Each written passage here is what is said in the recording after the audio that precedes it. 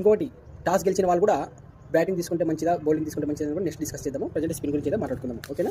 ఇక్కడ వరుణ్ చక్రవర్తి, మన ఇండియాలో మిస్టరీ స్పిన్నర్ వరుణ్ చక్రవర్తి అద్భుతంగా బౌలింగ్ చేస్తున్నాడు. లాస్ట్ ఓన్లీ 2 మ్యాచెస్లోనే 7 వికెట్స్ తీసుకున్నాడు. 10 ఓవర్స్ కంప్లీట్గా బౌలింగ్ చేసే కెపాసిటీ ఉంది. అదేవిధంగా జడేజాకి, కుల్దీప్ యాదవ్కి, అక్షర్ పటేల్ కూడా 10 ఓవర్స్ వేసే కెపాసిటీ ఉంది. 40 ఓవర్స్ వీళ్ళే చేసినా కూడా మిగతా 10 ఓవర్స్ మనకి బౌలింగ్ ఆప్షన్స్ ఉన్నాయి కాబట్టి పేస్ బౌలింగ్ చేసి మహమ్మద్ షమి, అదేవిధంగా ఇంకా మన హార్దిక్ పాండ్యా కూడా, కుంఫు పాండ్యా బౌలింగ్ చేస్తాడు. కాబట్టి అక్కడ పిచ్ కండిషన్ బట్టి, అక్కడ ఉన్న బ్యాట్స్మెన్కి సంబంధించి వాళ్ళని బట్టి మనకి బౌలింగ్ ఆప్షన్స్ ఎక్కువ ఉన్నాయి. కాబట్టి మనకు స్పిన్నర్స్ ఒక అందాజు లెక్కేసుకున్నప్పుడు 40 ఓవర్స్ పైన వాళ్ళు మహమ్మద్ షమి, రిమైనింగ్ ఓవర్స్ హార్దిక్ పాండ్యా వేస్తారు. ఒకవేళ వాళ్ళకి 2-3 ఓవర్స్ ఎక్కువ వేస్తే ఎవరో ఒక బౌలింగ్ స్పిన్ మనం తగ్గించి వేయాల్సి ఉంటుంది అనమాట. వరుణ్ అయితే మాత్రం 100% 10 ఓవర్స్ వేస్తారు. కాబట్టి ఇండియా బౌలింగ్ ఆప్షన్స్ గురించి కానీ, స్పిన్ విభాగం గురించి కానీ దాని గురించి ఆలోచించే అవసరం లేదు. మంచి బౌలింగ్ విభాగం ఉంది.